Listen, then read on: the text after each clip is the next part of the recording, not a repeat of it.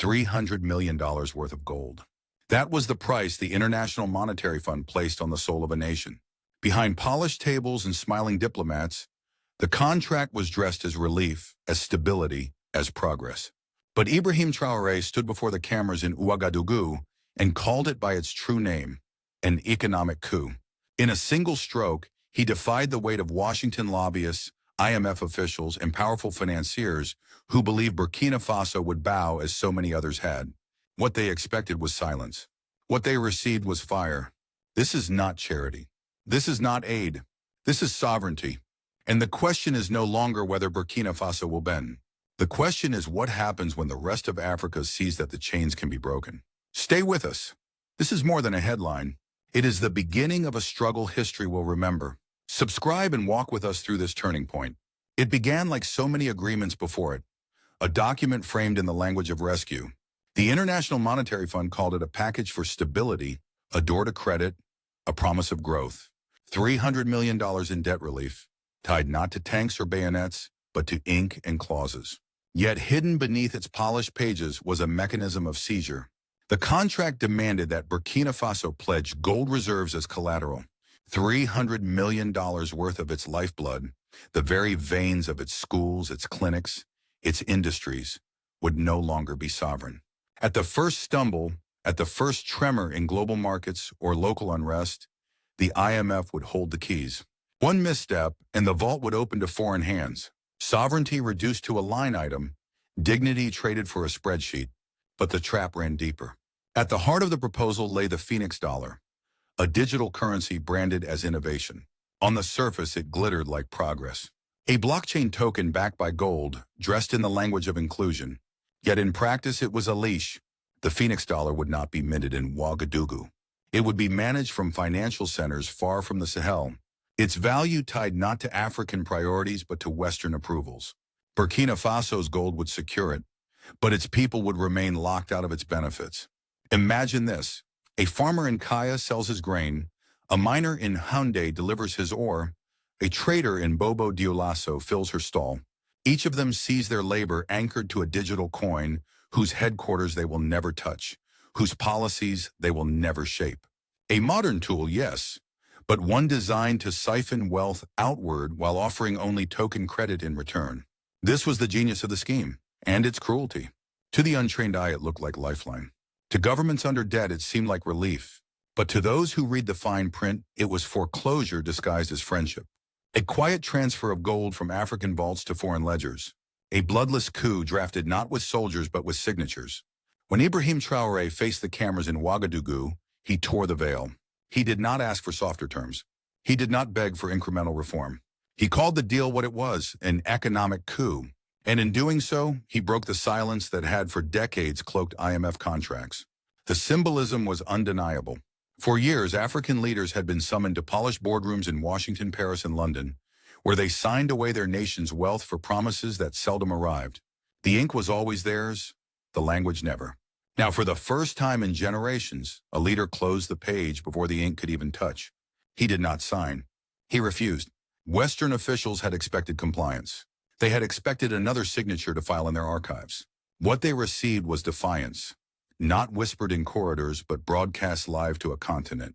And in that defiance lay a message larger than the contract itself. You do not have to sign. That single act, the refusal of $300 million dressed as aid, was more than a rejection of paperwork. It was a turning of the tables. It declared that Burkina Faso would not be bound by terms written abroad, that its gold, its sweat, its soil, its lifeline was not for sale. And as the echoes of that declaration rippled outward, the world began to ask, what exactly was hidden inside this package that made it so dangerous, so suffocating, that Traoré had to torch it before it was too late? The rejection did not land quietly. It struck like thunder rolling across the Sahel. In Ouagadougou, the announcement was still echoing when the streets filled with people. They came with drums, with placards, with chants that pierced the air. Not our gold, Africa is not for sale. What had begun as a press conference became a carnival of defiance. Vendors left their stalls, students poured from classrooms, elders stood shoulder to shoulder with the young. It was not just about one man or one contract. It was about the soil beneath their feet, The gold beneath their rivers, the dignity they refused to see auctioned off. The images shocked Western audiences. They had expected muted confusion, perhaps quiet criticism. Instead, they saw joy, fire, and a collective sense of vindication. Ordinary citizens understood instinctively what had happened. For once, the deal was not signed. For once, the vault was not opened. For once, a leader had stood where others had knelt. The solidarity did not stop at the borders of Burkina Faso. In Bamako, state radio hailed the decision as a line drawn in the sand. Malian officials echoed the words of Traoré, declaring that contracts can be chains as surely as soldiers can. In Niamey, Nigerian voices hinted at reviewing their own agreements, especially those tied to uranium that lights French cities while Nigerian villages remain in the dark. The news spread faster than official communiques, carried by WhatsApp groups, community radios, pan-African outlets that framed it not as a bureaucratic rejection, but as a battlefield victory. In Paris, commentators sounded the alarm. Isolation, they warned, awaits any African leader who dares this path. In Washington, anonymous IMF insiders leaked their frustration, insisting that Traoré was risking stability itself. On financial networks, analysts tried to reduce the moment to reckless populism, a dangerous spectacle. Yet even as they dismissed it, they betrayed their fear. Because if one small, landlocked nation could refuse, others might follow. And if others followed, the entire system of debt for resources, a system that had endured for half a century, could unravel. For decades, the IMF's power had rested on inevitability. Leaders signed because they believed there was no alternative. Now inevitability had cracked. The sight of citizens celebrating in Ouagadougou carried a dangerous symbolism, that the chains were not natural, that they could be broken. And once that knowledge spreads, no spreadsheet can contain it. The high point came in the symbolism of contrast. In one frame, IMF officials in Washington sat in climate-controlled offices, their language clinical, their tone paternal. In another, the dusty streets of Ouagadougou vibrated with life, drums pounding, voices rising. One image reeked of contracts, the other of sovereignty. One was polished silence, the other raw thunder. The juxtaposition was not lost on Africa's watchers. International media scrambled to explain. Some called it the spark of a wider movement. Others framed it as a reckless gamble by a young leader drunk on popular adoration. Yet the reality could not be spun away. The people stood behind him. Farmers who had watched trucks of gold rumble past their villages without leaving a trace of wealth. Mothers who had raised children in clinics starved of resources while billions left the soil. Students who had memorized the word sovereignty in textbooks but never seen it acted upon. All of them now saw their own reflection in Traoré's defiance. And so the moment transformed. It ceased to be about one IMF deal and became something else. A rallying point. A call to arms without weapons. The chants in the streets were not just for gold, but for dignity, for a sense of ownership over the continent's future. Western officials feared contagion. They understood that contracts are fragile when legitimacy is lost. They understood that one refusal, if celebrated, can seed 10 more. Their fear was not irrational. The system had survived because no one dared say no. Traoré had said it, and millions had echoed it. The climax of this confrontation was not written in numbers or balance sheets. It was written in the voices that filled the Sahel, the placards raised under the sun, the feeling that history had bent, however slightly, towards self-determination. And so the question emerged, as sharp as the chants that rang in Ouagadougou. If one small landlocked nation can stand against the weight of a financial empire, what stops the rest? In the days that followed, the streets of Ouagadougou gradually returned to routine. Markets reopened, schools resumed, and daily life moved on. Yet beneath the rhythm of ordinary life, something had shifted. The refusal of the IMF contract was not just a political gesture. It reshaped how Burkinabe citizens saw themselves, their government, and their place in the world. On the surface, the decision came with risks. Western commentators warned of economic isolation, capital flight, and harsher conditions in international markets. Some investors whispered about halting projects, predicting that Burkina Faso would struggle to attract funds without the IMF's blessing. The fear was real. To reject the IMF was to step into a storm. But in Ouagadougou and beyond, the perception was radically different. For the first time in years, citizens felt that their voices mattered, that their resources were not merely bargaining chips for outsiders. Ordinary people who had grown used to contracts signed in silence now watched a leader raise his voice. The psychological shift was profound. It planted the seed of dignity. This dignity was reinforced by policy. In 2025, the government moved to nationalize 5 major gold mines, placing them under the control of SOFA-PIBI, the state-owned company. For decades, foreign corporations had dominated the sector, exporting profits to shareholders abroad. Overnight, that cycle was interrupted. Revenues that once vanished into distant stock exchanges were redirected toward national budgets. The implications were immediate. Schools that had operated on threadbare funds received fresh allocations. Clinics that had long gone without supplies began to see improvement. Public workers who had endured wage freezes under austerity finally sensed relief. These were not miracles. They were small steps. Yet to a population long accustomed to scarcity, they felt like proof that national wealth could serve national needs. Critics warned that such policies carried dangers: inefficiency, corruption, and the risk of scaring away foreign expertise. But for many Burkinabe, the calculus was simple. Even flawed sovereignty was preferable to polished subordination. The choice was no longer between prosperity and poverty, but between control and dependency. Politically, the move elevated Traoré into a symbol. He was no longer just the head of state. He became the embodiment of defiance. His stance resonated beyond Burkina Faso, but at home it translated into a renewed sense of unity. Citizens across ethnic and regional divides found common cause in protecting their gold, their soil, their dignity. For a nation often portrayed as fragile, this cohesion was rare and precious. The opposition, fragmented and cautious, struggled to challenge him. To criticize the decision would have meant siding with the IMF, a position deeply unpopular with the public. For now, the political stage belonged to Traoré, not because he silenced rivals, but because he spoke a language that ordinary people understood: ownership, sovereignty, pride. Internationally, however, the costs lingered. Credit agencies downgraded ratings. Trade partners hesitated. Yet the government framed these consequences as temporary storms, bearable in exchange for long-term control. Ministers repeated a simple message: Burkina Faso would rather walk a harder road with dignity than a smooth one in chains. The deeper effect was regional. Across the Sahel, citizens began pressing their own leaders with new urgency. In Mali, calls grew louder to revisit gold concessions. In Niger, activists linked uranium contracts to the model of defiance set by Ouagadougou. Each echo strengthened the sense that a single act of refusal could ripple outward, reshaping politics across borders. This ripple effect created both hope and anxiety. For Western powers, it threatened to dismantle a model of resource access built over decades. For Africans, it offered a glimpse of a future no longer dictated by distant capitals. The stakes were not merely economic, they were existential.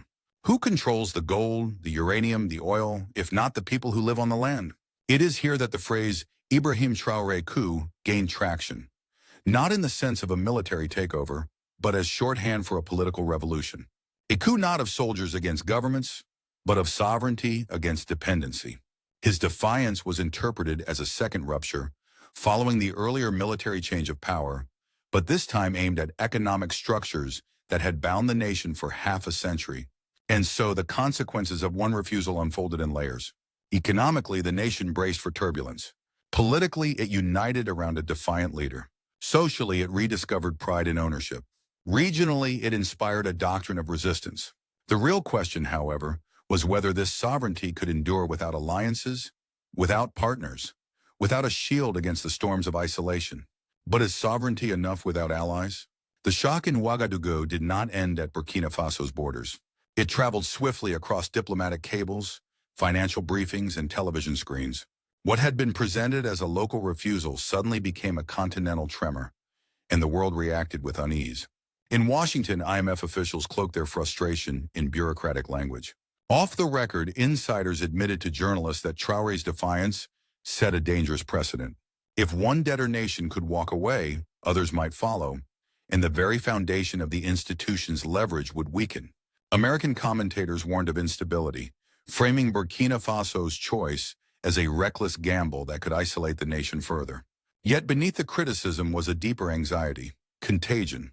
Paris responded with familiar paternalism. French commentators cautioned that cutting ties with the IMF would deprive Burkina Faso of international credibility. But their words rang hollow in Bamako and Niamey, where officials applauded the defiance. Malian state radio declared, "A line has been drawn." Nigerian voices hinted that uranium contracts, the mineral that keeps France's nuclear lights on, were now under review. The very resources that underpin French influence in the Sahel suddenly looked less secure. Regional organizations treaded carefully.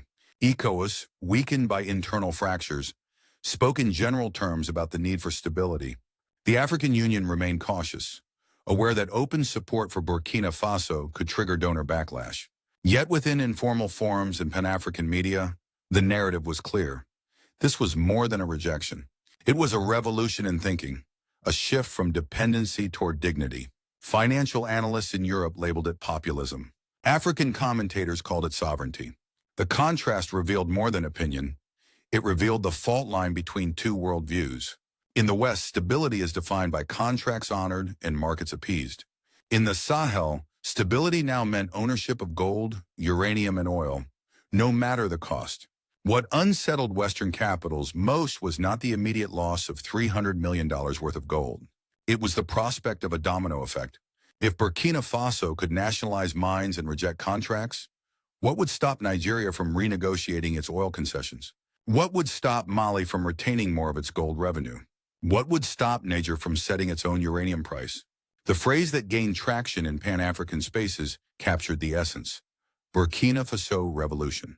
Not in the sense of barricades and rifles, but in the sense of mind shifting, of leaders daring to think beyond the script handed to them. A revolution of sovereignty, fought not on battlefields but in boardrooms and streets, with signatures withheld instead of tanks deployed. And so the international picture crystallized. The IMF and its backers saw danger. Burkina Faso and its allies in the Sahel saw opportunity.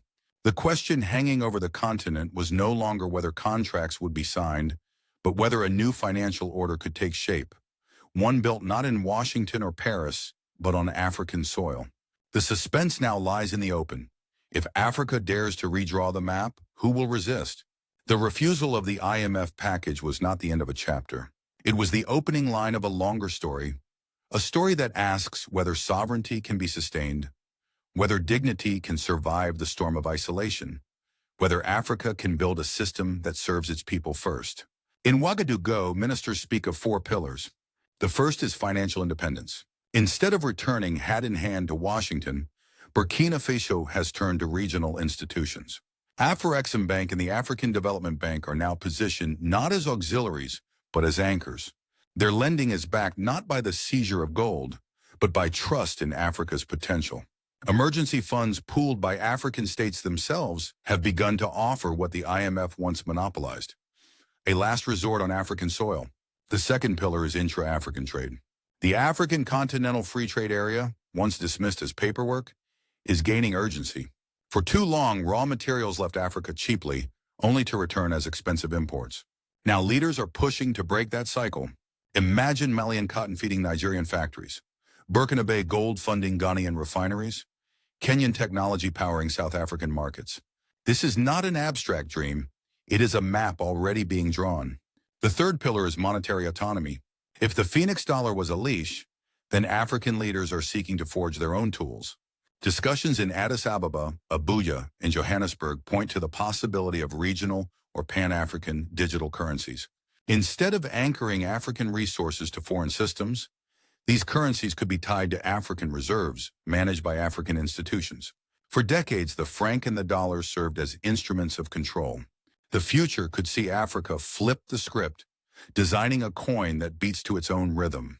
The fourth pillar is industrialization. Resource nationalism means little if gold, uranium, and oil are still exported raw. To transform sovereignty into prosperity, Africa must refine, process, and manufacture at home. Burkina Faso's decision to expand refining capacity is one signal. Nigeria's investments in defense industries, Mozambique's energy infrastructure, Ethiopia's push into manufacturing, all suggest a pattern.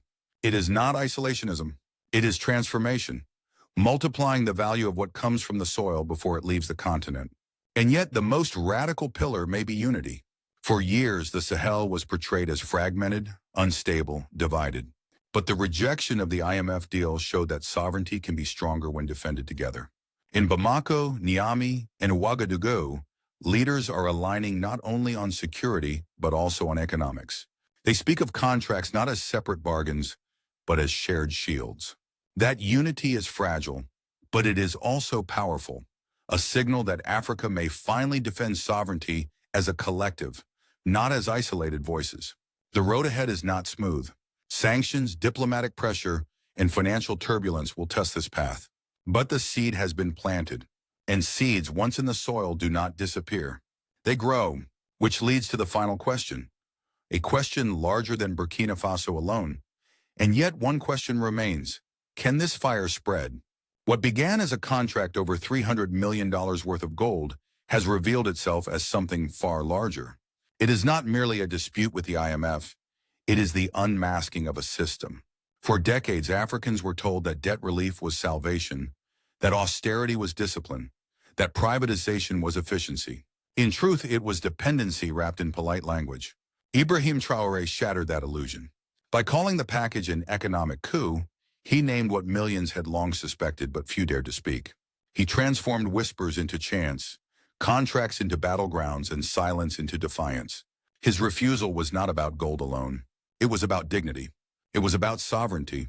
It was about a continent daring to imagine itself free from chains drawn in foreign boardrooms. And so the story of Burkina Faso is now read as more than national resistance. It is the spark of something continental, a momentum that some are already calling the Burkina Faso Revolution. Not a revolution of rifles, but of signatures withheld, of contracts torn, of sovereignty asserted. The risks remain. Sanctions may bite, investors may flee, and pressure will mount. But the principle is clear. Sovereignty once claimed cannot be unseen. When a nation says no to dependency, it opens the door for others to say the same. If one small landlocked country can, what prevents Nigeria, Mali, or Niger? What prevents Africa itself from rewriting its terms? This is where the phrase Ibrahim Traoré coup gains its double resonance. It was a coup not of soldiers against a government, but of sovereignty against dependency. It was the moment when Africa's voice, so often muted, broke through the static of global finance. The crossroads is here. The question is no longer whether the IMF's model is flawed. It is whether Africa will seize this moment to build its own, a system of trade, of finance, of unity that reflects its soil, its sweat, its heart. The fire of sovereignty has been lit in Ouagadougou. Whether it spreads depends not on the IMF, nor on Washington, nor on Paris, but on Africans themselves. If this resonates with your sense of justice, do not look away. Subscribe, comment, and share, because history is being written, and your voice is part of it.